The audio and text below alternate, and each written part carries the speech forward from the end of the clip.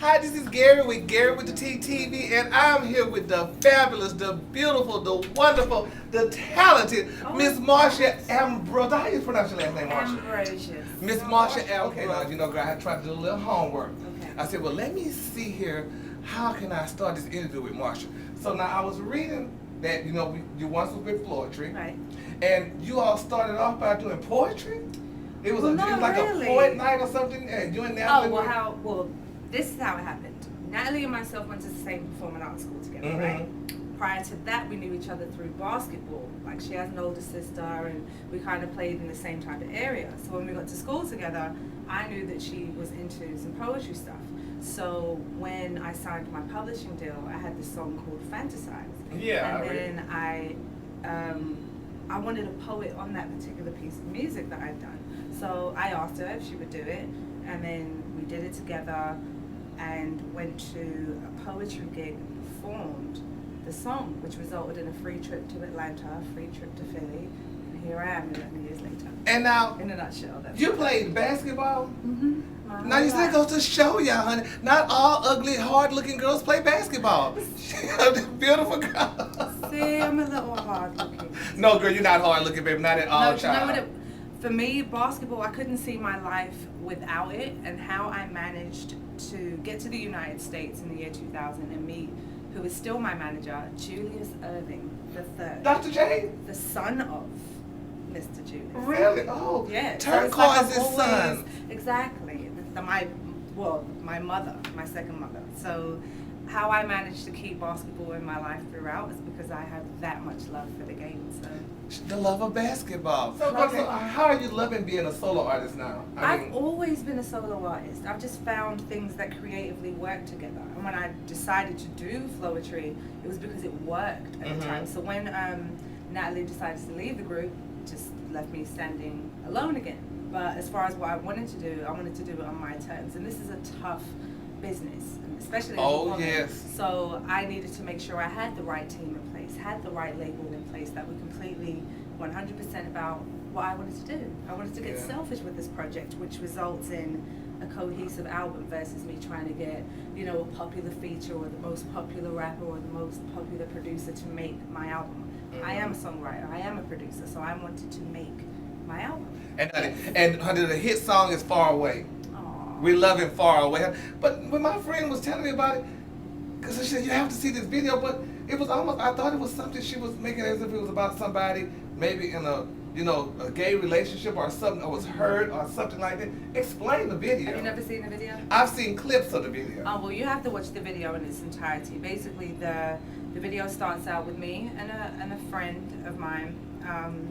We're casually walking together through a park. We see neighborhood people that we both know, get, loves and hugs and everything. Go back to my apartment, and his boyfriend comes over, who I'm completely aware of. It's my friend. He's in a gay relationship. We toast to good times. Come to the next scene, you see my same friend with his boyfriend in the same neighborhood around the same people, and they completely turn their back on him. And because, that's really something that people took towards the video, like they didn't get in the beginning whether or not that was my boyfriend, like what is happening, but nothing in the video depicts that. It's just what we want to see. So come to the end of the video, some of the neighborhood people end up beating him up, and all of these things just get into him, and I didn't know he was repressing so much hurt and pain inside that he wound up overdosing on drugs and killed himself. And you see, that's one of the things too, probably why you see that I haven't seen the whole video in its entirety, because I'm feeling like I'm just getting choked up not listening to you explain it, because the society that we live in today, honey. Yeah, we still live in still a society. tough. It's 2011, and at some point, people have to just look at you first, not what everyone else is doing. And if you're so concerned about everyone else, there's something going on within you that you don't want to deal with at all. So when you can learn to, just check you first. Well, Marsha, how do you feel about bullying? What do you feel? Because everything now is bullying. When I was growing up, you just had a fight and that was it. Yeah. Now it's the bullying thing. Bullying has been around for. I remember certain things that people have said to me from when I was yay high that has stayed with me now. Yeah. And it's crazy. We all go through these things, and you have to realize that doesn't matter. It's not forever, and they're not for you. You don't have to impress everyone else. Be happy with you, love your loved ones, and that's it. I think with society today, we're so trying to be accepted.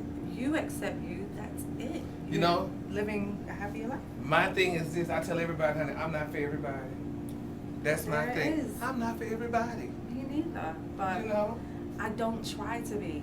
It's a take it or leave it type thing, and I know the discrimination against those that you know we don't want to accept. It's a common thing, but people are people at the end of the day. And with the message at the end of the video, when you eventually see it, it really is about just acceptance.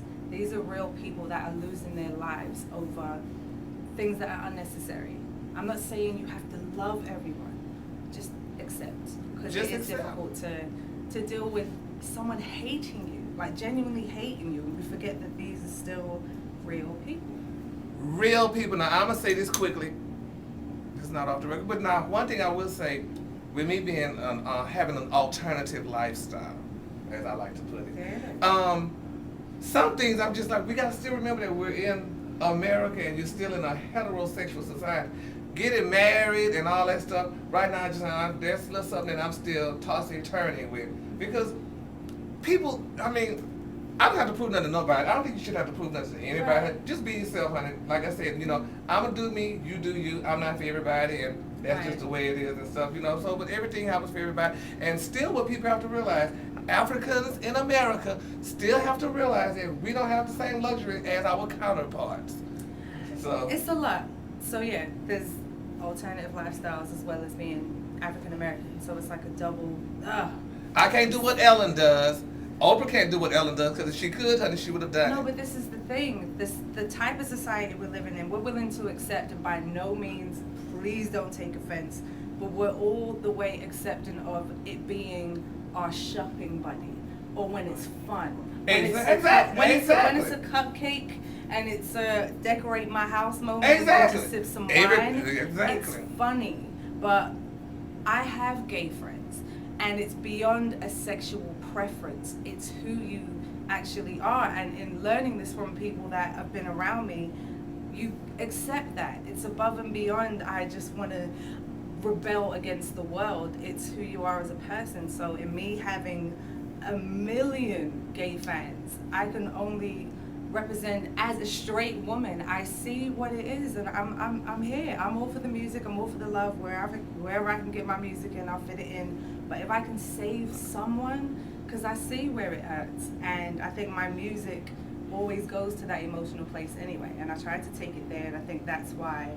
with the success of Far Away being that record, that's what it's doing. It's opening a line of communication between straight and gay people, just because it is being talked about. Whether you agree or disagree, these are people that are losing their lives unnecessarily. So I'm just thankful that that message is out there. And we thank you.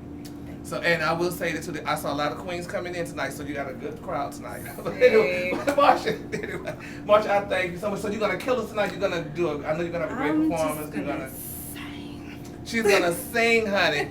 She's gonna sing.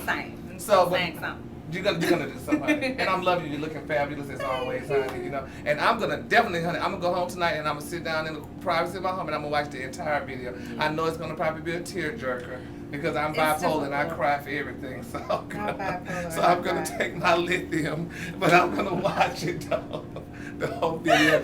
Marsha, thank you so much, honey. Thank so much. Thank you. Thank you. Marsha Ambrosius, y'all. Put your hands together. Thank you, Marsha. Good luck, honey. Have a great show tonight, and I'll be out there in the audience. I'll be far away. For Gary with the TTV and my producer Stephanie, thank you so much, honey. And we'll be back.